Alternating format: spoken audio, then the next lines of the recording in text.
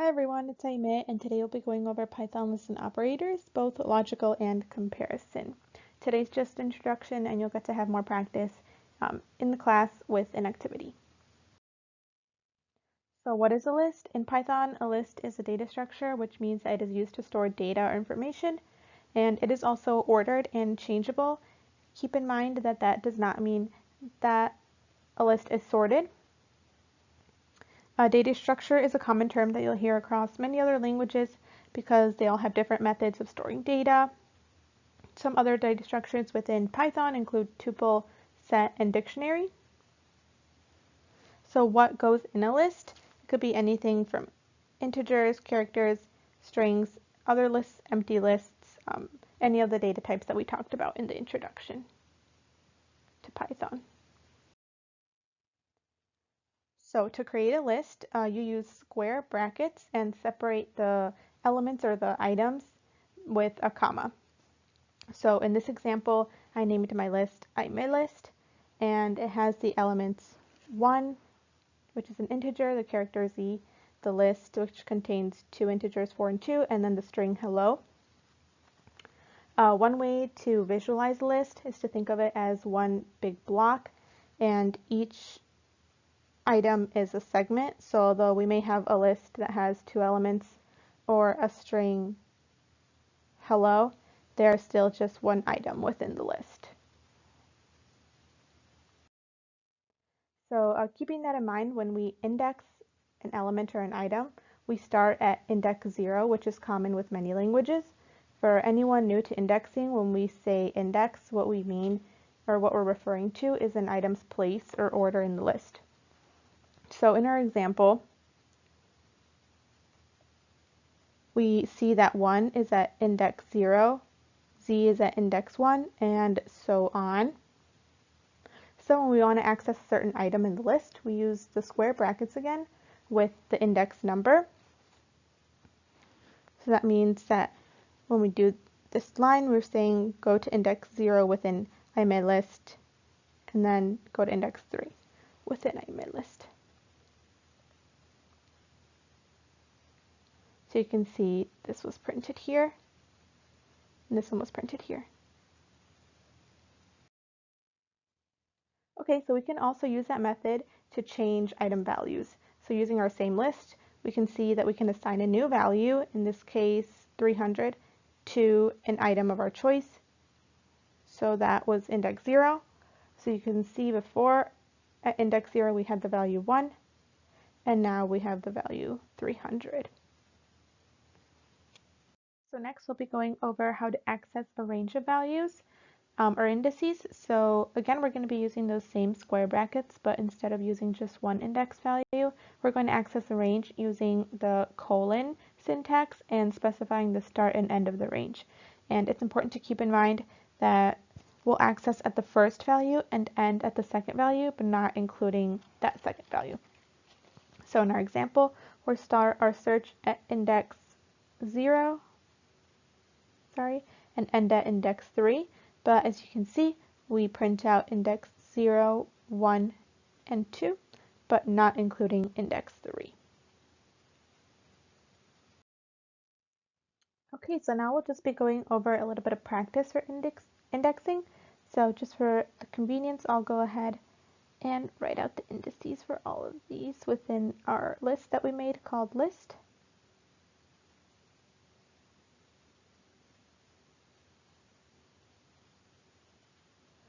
So in our first example, we want to print a list at index 6. So what we see is that we print out the A value. For our second example, we are printing out a range of indices. So just how we just practiced, we'll print out our list items starting at index 0. So 0, 1, 2, and 3, but not including index 4. And then similarly, for our next example, we'll start printing our list items starting at index 5. So we'll print out 5, 6, 7, and then we won't include index 8. And then one important thing to keep in mind here is this last example, which wants us to print out list at index 10, but as you can see, there is no list item at index 10. So what we get is an error for indexing, and this is common among many languages. So it's important to keep in mind that you don't try to access elements that aren't there.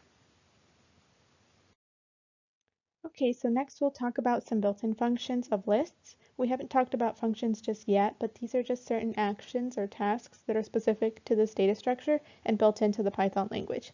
So here we see a list of the list built-in functions. Feel free to explore some of these other functions using the link on the slide, but for this program you'll just really need to focus on append and pop. Append allows us to add items to our list, and pop allows us to take out the last item within our list. And we'll go over an example of that later on. Okay, so next we'll just have a quick introduction to operators in Python, and we'll start with logical operators. So the logical operators in Python are and, or, and not. And checks if two variables or statements are true, or checks if at least one of the variables or statements are true, and not returns true if it's not true, and false if it is true. So it might seem a little trivial at the beginning, but we'll go over an example just right now. So to check x and y, if we are using x as true and y as false, as you can see there, we'll check if true and false are true, and that is false.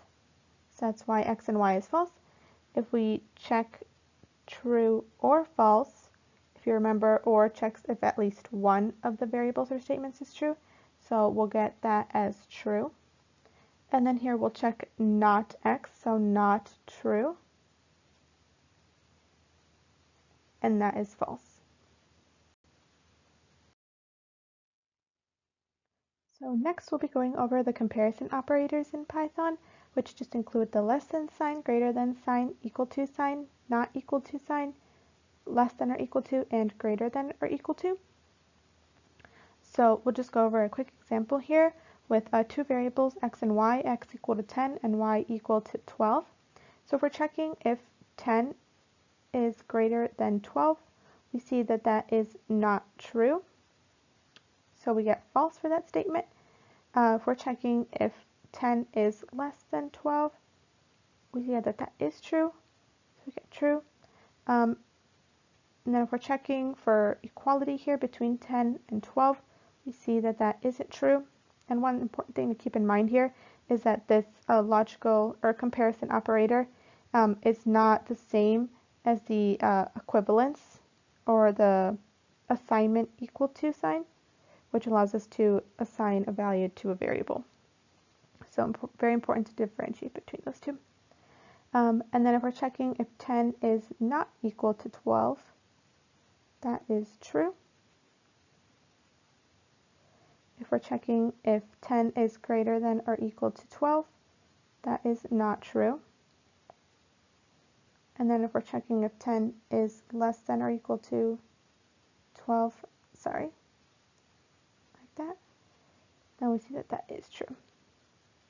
It's a little lopsided, but it's a quick example. And then finally, we'll just be going over a replit example using the pop and append functions that we talked about previously. We're going to be going over a quick example on replit with a Python list and the pop and append function. So what I have here is just a WIESP list that I made that has the following strings: Sabrina, Judy, Aime, Emily, Jennifer, and Justin, which for the most part are our WIESP TAs. And so if I go ahead and print it out, you can see that the list is printed. And just one other thing that I did here was I created an empty list, which we talked about but didn't go over specifically with an example. So you just use empty square brackets to create an empty list. So something that we want to do is get rid of certain parts of our list. So we can use the pop function to do that. And what that does is gets rid of the last appended item to the list. So the reason we use these parentheses is because we're letting the Python language know that we're calling that pop function. So we'll go ahead and print the list. And if you can see here, you see that the last element, Justin, was deleted from the list. And just very quickly, I'm going to show you a common mistake that is made, which is to not include those parentheses.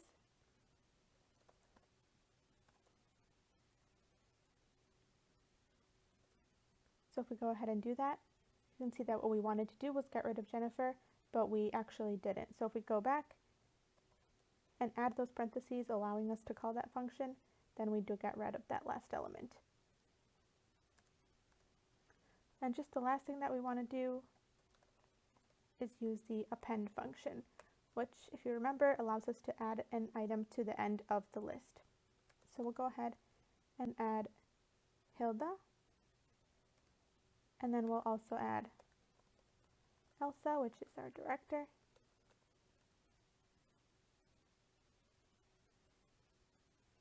And then once we print our list,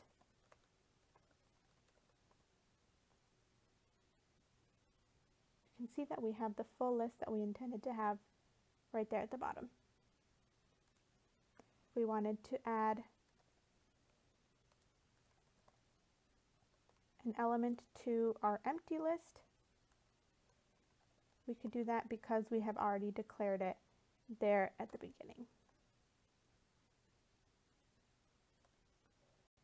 So we'll just go ahead and print that. And there we go. And that's it.